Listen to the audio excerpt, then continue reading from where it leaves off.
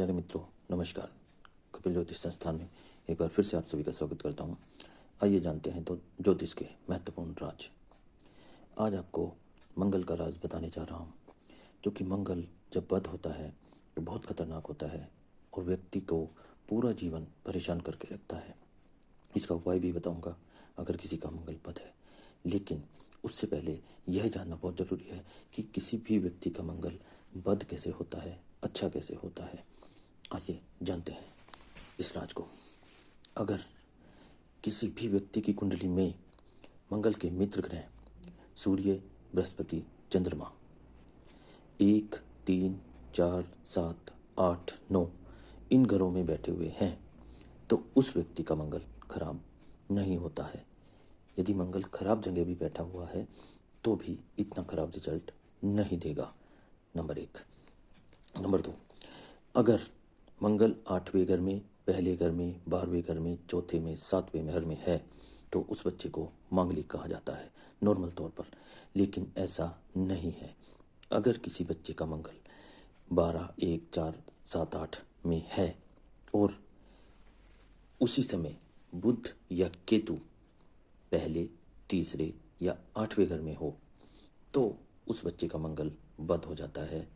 वह कभी किसी की नहीं सुनता, अपनी बात बड़ी करता है, उसमें सहन शक्ति नहीं होती, धैर्य नहीं होता, लड़ाई झगड़ा करता है तथा किसी की बात भी नहीं मानता है। उसका मंगल बद हो जाता है। अगर मंगल की दृष्टि शनि पर पड़ गई तो यह बच्चा भी मांगलिक हो जाएगा, इसका मंगल भी बद हो जाएगा और इसके यही सेम सिम्टम्स रहेंगे। अगर मंगल 8वें घर में है और दूसरे घर में कोई भी ग्रह बैठा हुआ है तो इसका मंगल भी बद हो जाता है। जिस बच्चे में भी सेम मंगल बद के सिम्टम्स आ जाएंगे। अब इसका लास्ट, अगर शुक्र कुंडली में 9वें घर में बैठा हुआ है तो यह बच्चा भी 100% मांगलिक अर्थात मंगल बद वाला होगा।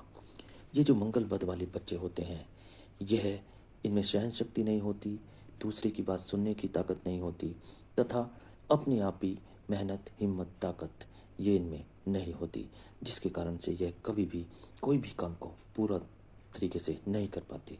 अगर किसी भी कार्य को करते हैं तो उसको बीच में ही अधूरा छोड़ देते हैं।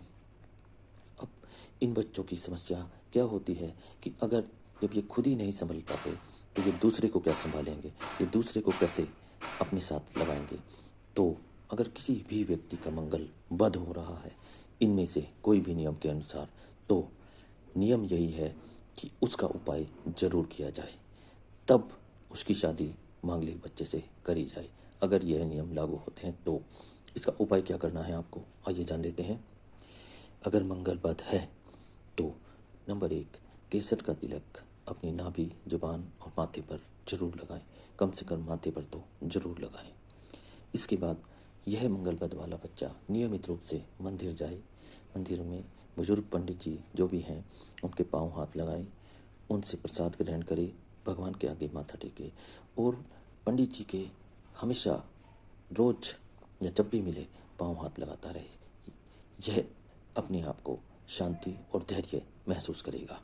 अब मंदिर चाहे जब भी जाएगा तो खाली हाथ नहीं जाएगा, तो इसलिए जब भी मंदिर में जाएं तो पतासे या मीठी खीर लेकर जाएं।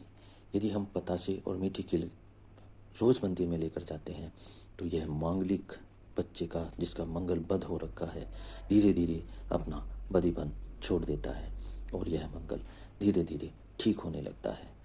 तो मित्रों, जिस किसी भी व्यक्ति की कुंडली में इन योगों के कारण मंगल बद हो रहा है, मंगल बद का दोष बन रहा है या उनके स्वभाव में ऐसा महसूस दे रहा है, तो उसको यह उपाय करके अपने आप को ठीक जरूर करना चाहिए।